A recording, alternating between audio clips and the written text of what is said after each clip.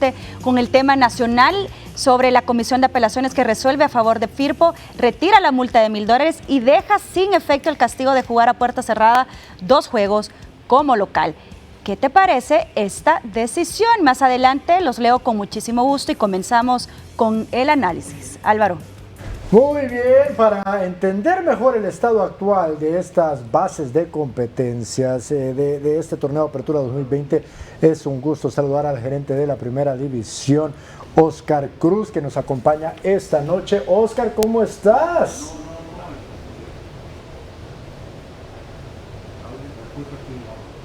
Bueno, vamos a pedir a producción si nos ayuda con el audio, porque sí, no logramos escuchar a Oscar, Vamos a pedirles ayuda. Oscar, te pido que nos aguantes unos minutos mientras logramos arreglar este tema con producción. Mientras esperamos, entonces platicamos acá. ¿Sorprendidos que de repente aparezcan de la nada esta base de competencia, Nelson? Sí, sorprendido porque en ningún momento a nadie se le informó que ya estaban las bases de competencia. Están firmadas según el documento que nos ha llegado del 30 de octubre. Ya había arrancado el torneo. Sí. Para el 30 de octubre ya llevábamos dos 20 jornadas. días. Sí, 20 días prácticamente, exacto. ¿no? Entonces, sí llama mucho la atención y por supuesto esperamos salir de muchas dudas en torno a cómo se resuelve el tema de Luis Ángel Firpo. ¿Cuál es tu mayor pregunta alrededor de todo esto, Pájaro? ¿Por qué no sacaron un comunicado y para que todo el mundo se diera cuenta que ya estaban las bases? Porque si no, uno viene y critica sin conocimiento, ¿verdad? Bueno, yo creo que no hemos criticado. No, me refiero comentar, suponemos, comentarios. Terminamos suponiendo. Sí, porque ayer eso comentábamos justamente. Lo pones en evidencia a ellos, entonces, pero si no te dicen qué es lo que han firmado, que están a base, ¿uno qué va a hacer? ¿Cuál es tu mayor pregunta? Mi mayor pregunta, ¿qué va a pasar si esto se vuelve a repetir? ¿Cuáles van a ser las medidas que van a tomar? Porque esa era lo que a mí me generaba más temor viendo hacia el futuro, viendo hacia adelante. Se tenía que sentar un precedente para que eso no vuelva a suceder y respetar los protocolos, porque en las bases de competencia sí se menciona temas respecto al COVID. Entonces, hay que entender bien eso para poder anticiparnos y saber cómo reaccionar. ¿Fue si esto se algo vuelve a sacado repetir. bajo la manga? Yo creo que había algo ya de conocimiento, pero sí tuvieron que sacar de la manga el hecho ya de dejar todo por escrito, y a mí lo que me consterna es que hay algo que está escrito y firmado desde el 30 de noviembre. De octubre, y viene a salir un par de días después, cuando esto estaba antes del fin de semana y la resolución pudo haber llegado antes, hablando del tema de Firpo. Ahora, yo creo que en ese sentido, Álvaro, y es lo que hemos tratado de hablar, ¿no? fuera de cámara, la resolución quizá viene porque en el momento en que se hace esta parte de que Firpo falla, no existía, claro. No existía, entonces se tiene que resolver bajo esta normativa que no existía. Es más, parte de la resolución es una cachetada a que no tenían esto listo. Claro, claro, entonces por ahí viene la interpretación, ¿no? Yo les digo, mi mayor pregunta de todo esto es cómo es posible que permitan que inicie un torneo sin bases tener de las competencia. bases de competencia lista. Totalmente. O sea, para mí eso es totalmente Y hubo ilógico. tanto tiempo de preparación, porque no podemos decir que esto ha sido un torneo que ha sido de la noche a la mañana, sino que fue pensado, hubo muchas propuestas, se habló del protocolo, desde cuándo lo venimos discutiendo nosotros, desde cuándo venimos haciendo entrevistas, desde cuándo está, ¿por qué esperar a que se te salga alguien del huacal para tener que hacer las bases de competencia? Tú mejor que nadie me puede corregir en esto. Si no me equivoco, hubo entre 6 a 5 semanas de pretemporada. Sí. Ya sabíamos que el 10 de octubre arrancaba esto. Prácticamente desde un mes. ese entonces, y de hecho desde ese entonces ya se tenía el acuerdo entre gobierno, FESFUT y Primera División. En algún momento se llegó al acuerdo y se entregaron precisamente los protocolos, y en el momento en el que el protocolo es aceptado y firmado por Ministerio de Salud, hay torneo. ¿Por qué esperar tanto, no, para hacerlo de las bases de competencia? Y bien decías, hubo pretemporada de más de un mes. Yo creo que sí, como decimos, les comieron el mandado. Les comieron el mandado, y te referís obviamente a Firpo, ¿eh? Sí, claro, porque en realidad, pero Firpo tenía la razón. Claro. Firpo tenía la razón. Sin duda, alguien botó la pelota. Y sabes que, no sé si ustedes lo pensaban, yo esto podía ocurrir, esto se podía dar. Por supuesto que sí. Y entonces es increíble que no tenían la claro. base o no la dieron a conocer. Pájaro se dio en la primera jornada. Sí. Exactamente. Sí, En el se dio En el Barraza. En el Barraza. en el Barraza se dio. Y no se actuó de forma legal, Adecuada. no quiero decir, ¿no? Porque no es legal, pero de la manera correcta. en ese Correcta. sentido, ¿no? Pero bueno, estamos tratando de resolver algunos problemas técnicos para poder platicar con el gerente de la primera división, Oscar Cruz, para ayudarnos a entender cuál es la situación actual, cuál fue la situación del pasado y cuál será la situación a futuro de cara a estas bases de competencia y cómo es que se reacciona ante una situación lamentable. Y al final, ahora empezamos a entender un poquito más del por qué Firpo se salió con las suyas. Y es que en realidad no estaba tipificado en lo que ellos llaman la legislación deportiva. La legislación deportiva es precisamente lo que determina qué se hace, qué no se hace, ¿no? Y evidentemente dónde están los castigos. Muy bien, Nelson, me indica que ya tenemos listo a Oscar Cruz, gerente de la primera división. Ahora lo tenemos vía teléfono. Oscar, ¿me escuchas? Sí, Álvaro, buenas noches y buenas noches a todo el resto del panel. Como lo mencionaba, lastimosamente tuvimos problemas de audio. Un saludo a todos y darle la bienvenida también al Pájaro Hueso, a la nueva alineación, como lo hemos mencionado siempre. Siempre lo hemos saludado con mucho respeto y ahora pues es un placer tenerlo también en la polémica. Que ya está en el equipo. ¿Qué tal, Oscar? Muy bien, Oscar, empecemos la plática si te parece. ¿Cómo debemos interpretar que la comisión disciplinaria haya absuelto al Firpo de cualquier responsabilidad, de cualquier sanción, sobre lo ocurrido en el partido ante Águila? Ustedes estaban haciendo el análisis, creo que hubo un desfase en el tema de bases de competencia y la cual rige todo el torneo. Y también las repercusiones de las faltas que se hagan dentro del torneo. Eso incluye también la parte del protocolo de bioseguridad. Como bien lo mencionaba Camila, nosotros estuvimos desde hace mucho tiempo trabajando este tema de bases. Se creó una comisión que estuvimos 4 representantes de los distintos sectores de la liga trabajando esto. Fue un trabajo arduo que nos llevó muchas horas de trabajo. Era muy difícil el tener que ir acomodando las bases de competencia junto a los protocolos de bioseguridad. Aparte, pues se hizo un esfuerzo por tener una base que rigiera las 3 ligas que nosotros manejamos, como son la Liga Mayor, la Reserva y la Femenina. Entonces, luego cuando nosotros las terminamos como primera división, el proceso continuaba con subirlas al departamento jurídico de la federación. Estos hicieron su evaluación y posterior a esto, pues hubo unas reuniones donde tendríamos que ir calibrando las recomendaciones jurídicas que ellos daban versus la realidad que nosotros manejamos y queríamos reflejar en esta base. Entonces, este fue un proceso bastante largo y efectivamente el día 30, el día viernes 30 de octubre, recibimos la autorización de las bases de competencia ya finalizadas. Entonces, había un vacío legal, ya que las fallas que se dieron en el partido de Luis Ángel Firpo contra el Club Deportivo Águila eran previas a la aprobación de las bases de competencia.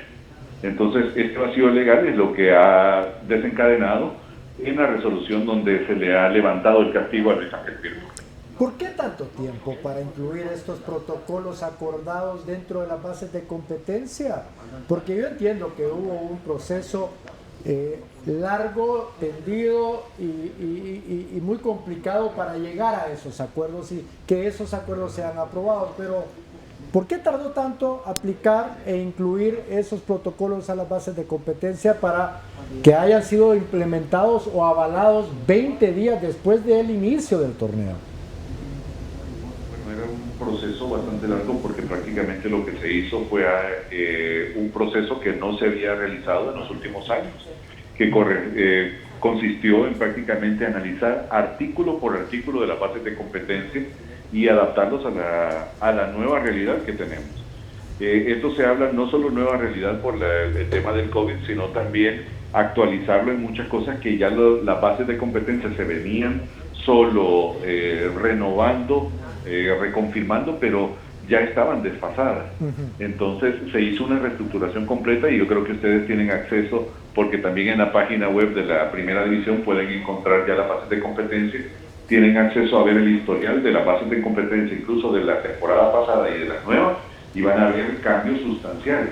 Pero esto, como repito, fue un proceso largo, donde teníamos que tener el consenso de todos los equipos, donde teníamos que ver también la validación con el departamento jurídico de la federación y posterior a esto el aval del comité ejecutivo para poderlos implementar. Entonces sí fue un proceso que nos llevó más tiempo de lo planeado originalmente. Y por lo cual pues nos dio ese desfase de 20 días. Y tomando en cuenta, porque me imagino que ustedes ya sabían entonces, ya que estaban viviendo este proceso a carne propia, que esto se iba a desfasar y que de hecho el torneo iba a comenzar antes que se tuvieran avaladas las bases de competencia. ¿Es así?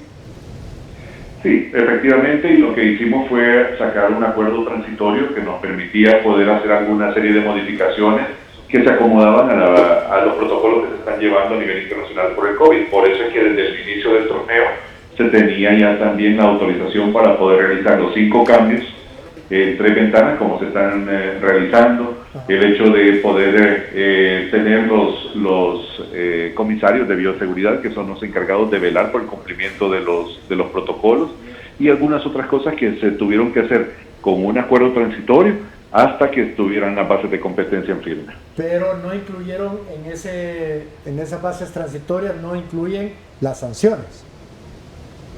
Incluso hubo una reunión de presidentes donde se vieron las distintas afectaciones que podía tener esto. Entonces, en esta reunión de presidentes pues se acordaron estas cláusulas que iban a ser incluidas en las bases de competencia. Pues lastimosamente pues se nos dio el caso de un incumplimiento antes de tener las bases aprobadas, pero como repito, esto creo que es un tema que ya quedó resuelto y que esperamos pueda llevarse a cabo el resto del torneo con entera normalidad. Incluso hemos tenido el día de ayer una reunión con todos los enlaces de bioseguridad de los equipos. Estaba presente el encargado de llevar todo el proyecto con los comisarios, como es Joel Aguilar Chica, y su servidor como coordinador por parte de la liga. Entonces hemos ido afinando todos los detalles, incluso les puedo adelantar, hay cosas del protocolo que las vamos a ir afinando y las vamos a ir actualizando a fin de adaptarlas a la realidad, porque es muy distinto la planificación que se puede hacer desde un escritorio a ya implementarlas en los terrenos de juego. Entonces creo que la misma experiencia nos va a dar la oportunidad de ir afinando un protocolo más apegado a lo que estamos viviendo en los estadios. Bueno, ¿qué tal, Oscar? Te saluda Nelson Hernández, qué gusto volver a hablar. Quería preguntarte, en este caso entonces, tomando en cuenta que lo de Firpo pasa cuando no se tienen las bases de competencia para estos próximos 2 torneos, ¿qué pasa si hay reincidencia? Ojalá que no, pero ¿qué pasa si hay reincidencia en el Sergio Torres? ¿Se aplicaría desde el inicio, es decir, la misma que ya se le había aplicado en un principio, o ya estaríamos hablando de puntos por reincidencia? Bueno, cabe mencionar, Nelson, y también gusto saludarte, que en este caso, bueno, nosotros como primera división lo que hacemos es generar las condiciones y todo el diseño de la base. Sin embargo, ya la aplicación y las sanciones que puedan venir ya no nos corresponden a nosotros, ni siquiera al comité ejecutivo, sino al tribunal disciplinario. Ya serán ellos los que van a tener que valorar en su momento si toman esto como un antecedente y pues por consiguiente una reincidencia en caso que se tenga que ver, y cosa que esperamos que no, porque incluso, bueno, nosotros hemos analizado qué pasó en ese juego, hemos visto todas las cosas que pudieron fallar, se han conversado directamente con la gente de Luis Ángel Firpo y estamos casi completamente seguros que las cosas que llegaron a fallar no se van a volver a repetir. Oscar, ¿y en algún momento se ha platicado sobre, porque nos habían mostrado en algún momento una tabla donde se hablaba del aforo total de cada uno de los estadios y de cuánto era el 30%, pero parecía que habían también algunos impases en cuanto al conteo real de cada uno de los 30% de cada uno de esos estadios? ¿Se ha revisado esto y se sacará otro dato o seguiremos con el mismo? Sí, precisamente lo que hablaba al inicio de una actualización de los protocolos va precisamente en esa línea, donde, bueno, nosotros en un inicio lo que hicimos fue tomar los aforos autorizados por licencia de clubes a esta ética del 30% y fue lo publicado. Sin embargo, pues como lo repito, la realidad al momento de la ejecución de estos protocolos nos ha dado una perspectiva totalmente distinta. Sabemos que hay algunos escenarios deportivos donde es imposible poder garantizar el 1.5, sino que por tal vez el tamaño de las gradas y se deja una de por medio, la siguiente queda a 2 metros. Entonces, como se han hecho las marcaciones en cada uno de los escenarios deportivos, esto nos ha modificado ese total. El siguiente paso, y cosa de la que ya estamos trabajando, es precisamente, la primera es la inspección de verificar a qué distancia están siendo marcados los puntos donde los aficionados se tienen que ubicar, y posterior a esto pues se va a dar la actualización de los protocolos, incluyendo el nuevo foro que será permitido por cada uno de los estadios. Oscar, ¿cómo evalúa hasta la fecha el rol que han tenido los comisarios? Muy buenas noches, gusto de saludarlo. El rol que han tenido los comisarios respecto en estas 4 fechas que se han jugado, ¿cuál ha sido y si ha sido en realidad efectivo en aras de cumplir los protocolos? Sí, buenas noches, Diana. Pues creo que la evaluación es muy buena. En realidad creo que ha sido muy provechosa porque hemos tenido la oportunidad de implementar una figura en el país que no se está usando, y es algo muy común en juegos internacionales. Los que hemos tenido la oportunidad de estar a cargo de la administración de juegos de CONCACAF o de selección, la figura de los comisarios es algo muy común, y hemos implementado en el país a partir de esta figura, por ejemplo, algunas acciones como los congresillos previo a los partidos. Es una reunión de logística donde están involucrados los gerentes de ambos equipos, donde está la gente de seguridad pública, están los camilleros, hay una representación de los árbitros. Entonces están viendo toda la logística a desarrollar durante el partido. Aparte, pues los comisarios son de primera mano quienes hacen una evaluación del trabajo de los árbitros, donde se hace un estudio exhaustivo del cumplimiento del protocolo, y también nos ayudan a poder resolver en el instante cualquier cosa no prevista. Entonces creo que si lo ponemos en una escala, hemos dado un salto también de calidad en el manejo de la administración de partidos como liga, como equipos, y creo que esto, independientemente de lo que pueda llegar a suceder con la pandemia, creo que ya es un avance que hemos tenido como primera división. Oye, Oscar, este sábado Alianza tuvo 5 casos positivos por medio de una prueba de CONCACAF, y aún así se jugó el partido ante Santa Tecla esa tarde-noche. Una situación como esta en cualquier otra liga suspenden el partido. Mi pregunta va, ¿qué tan preparada está la primera división? No sé si en las bases de competencia se menciona situaciones como esta de poder suspender partidos, e incluso, pues no sé hasta dónde más pudiera llegar estos protocolos de incluso hasta cancelar partidos. Pero me preocupa el hecho de que de repente hayan brotes dentro de equipos y no haya acción. Pues respecto a esto, cabe mencionar, Álvaro, que los equipos están en constante monitoreo. Como primera división, puedo decir que yo soy el enlace con el laboratorio que está realizando las pruebas, y a mi correo llegan todas las pruebas que los equipos han solicitado. Aunque no se haga público, los equipos están realizando pruebas cuando tienen alguna leve sospecha, y los jugadores están automáticamente siendo aislados, y hasta que se tiene la comprobación, pues se le confirma al jugador que se puede incorporar a los entrenamientos. Y efectivamente, en las mismas bases de competencia se establece cuáles serían los planes de contingencia en dado caso se den contagios masivos dentro de los equipos. Se tiene establecido que el cupo para la categoría de reserva son 30 jugadores, con la posibilidad de utilizar 5 jugadores más en el dado caso que un equipo tenga 6 o más contagiados. Esto con la finalidad de no parar el torneo, de poderle dar continuidad, aprovechando también que no está la figura del descenso, que esto sirva para poder promover jugadores jóvenes y tener nuevos valores, Y como lo repito, no estamos ajenos, todos estamos expuestos a un contagio. Entonces, pero lo que estamos haciendo es monitoreando y tomando las precauciones en dado caso hay algún tipo de sospecha. Sabemos que existen también los casos asintomáticos, como se han dado a nivel mundial, y esos son precisamente las pruebas al azar que están realizando los equipos. Okay. Muy bien. ¿Cómo han percibido ustedes desde la óptica de Primera División? ¿Cómo han percibido el funcionamiento de este nuevo formato después de 4 jornadas? Pues creo que es algo bastante interesante. Yo que estuve al frente de uno de los equipos más populares del oriente del país, siempre hemos sabido que la rivalidad geográfica es bastante grande, entonces creo que hoy ha dado la oportunidad a la afición de vivir pequeños derbis, si lo podemos llamar, por zonas geográficas, y para ir calentando el torneo. Se han dado sorpresas bastante grandes, lo podemos mencionar, Jocoro, que no estaba tal vez presupuestado que a estas alturas estuviese en primer lugar de uno de los torneos, y son sorpresas agradables.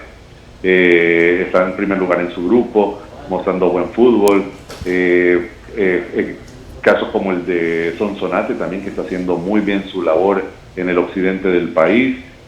También ver sorpresas como el resultado del domingo en el Estadio Cucatlán, con un partido de 5 goles, incluyendo una remontada bastante buena por parte de Atlético Marte. Entonces creo que es un torneo que ha empezado bien, que ha empezado con sabor y que va a ir calentando. La siguiente ronda todavía es incierta cómo va a estar compuesta por los equipos, porque van a depender de su ubicación en la primera fase, pero desde ya podemos decir que el torneo va a ir calentando y vamos a tener un cierre tal vez como no se ha visto en otros torneos. En base a lo que acabas de mencionar, Oscar, ¿han habido pláticas internamente en Primera División sobre la posibilidad de adoptar este nuevo formato de manera permanente?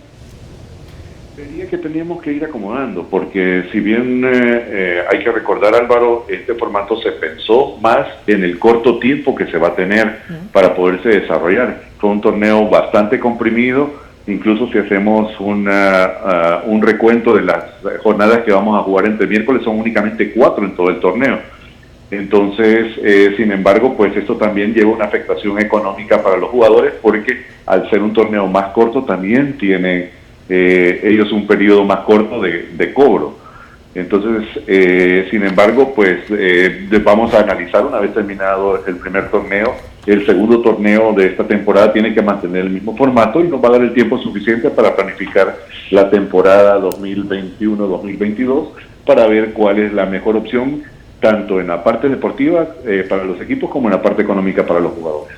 Hola Oscar, buenas noches, lo saluda Camila. Quiero retomar sus palabras en las que mencionaba que los equipos están siendo monitoreados con respecto al tema del COVID-19. Mi pregunta va más por el hecho que usted mencione que si hay algún síntoma o hay alguna duda, alguna sospecha, se realizan o se piden pruebas. ¿Significa que en Alianza no habían sospechas porque salen las pruebas positivas, porque CONCACAF las solicita y las realiza? ¿Qué pasa con eso? Porque deberían estarse haciendo pruebas, a mi parecer, un poco más seguidas por esas personas que son asintomáticas. Porque si nadie se enferma de gripe y no hay sospechas, puede que haya un caso positivo, pero que no tenga síntomas. Sí, buenas noches, Camila. Creo que aquí tenemos que hablar tanto de la parte humana como también de la parte económica. Una prueba de COVID en el país anda costando alrededor de $160. Sabemos la complicación económica que tenemos la sociedad en general, y los equipos de fútbol no es la excepción. El estar realizando pruebas periódicamente, digámoslo, significa una inversión bastante importante por parte de los equipos que no se tiene la capacidad de poderla realizar. Entonces, por eso se hacen de manera selectiva. En el caso de CONCACAF, pues lo que pasó, como ya ustedes lo mencionaron, era una obligación de hacerla a la totalidad del plantel, incluyendo también al personal administrativo que iba a estar a cargo del partido de esta noche. Entonces, por eso es que salen estos contagios. Sin embargo, pues lastimosamente, y aunque fuese lo ideal el poder hacer las pruebas, no estamos en la capacidad de poderlo hacer por la parte económica. Okay. Bueno, Oscar, sabemos que no ha sido una semana nada fácil para ustedes en Primera División. Esperemos que tengan mejores semanas viendo hacia adelante. No nos queda más que agradecerte, y ahí te vamos a estar molestando porque no dudo que será una temporada interesante la que tenemos enfrente nuestra. Así que, Oscar, gracias y suerte. Gracias a ustedes, también suerte en el programa y estamos a la orden para lo que necesiten. Gracias, Oscar. Gracias. Oscar Buenas noches. Cruz, gerente de la Primera División, acompañándonos y dándonos un poco de claridad con respecto a las bases de competencia fiscal. Vámonos, Álvaro, a leer comentarios, ¿te parece? Sobre la pregunta respecto a este tema que recién platicábamos con Oscar Cruz, gerente de la Primera. Vámonos a las redes sociales. La pregunta decía así: ¿qué te parece la decisión de perdonar prácticamente a Firpo, retirar la multa y dejar sin efecto el castigo de jugar a puerta cerrada? A ver qué dicen. Comienzo con Álvarez. Poco acertada, ya que Firpo se merecía una sanción por la actitud de los aficionados al no obedecer y mantener el distanciamiento para evitar casos de COVID. Saludos a Álvaro. Álvaro, todos los días te saludan, bárbaro. Ernesto Martínez, definitivamente muy mal actuó la comisión, es un mal ejemplo para las demás barras. De seguro se vuelve a repetir por no aplicar la ley. Joel Castro, la prisa por reiniciar el fútbol hizo que se iniciara un torneo diferente y atractivo, pero se olvidaron de crear bases de competencia. Pequeño gran detalle, Joel. Gracias a ustedes por sus comentarios. Saludos a Camila, te manda Joel Castro. Muy bien, con eso nos vamos a un corte y cuando regresemos, Champions, ganó el Barça, goleó la Juve y perdió el PSG. Ya volvemos. La polémica. Regresamos.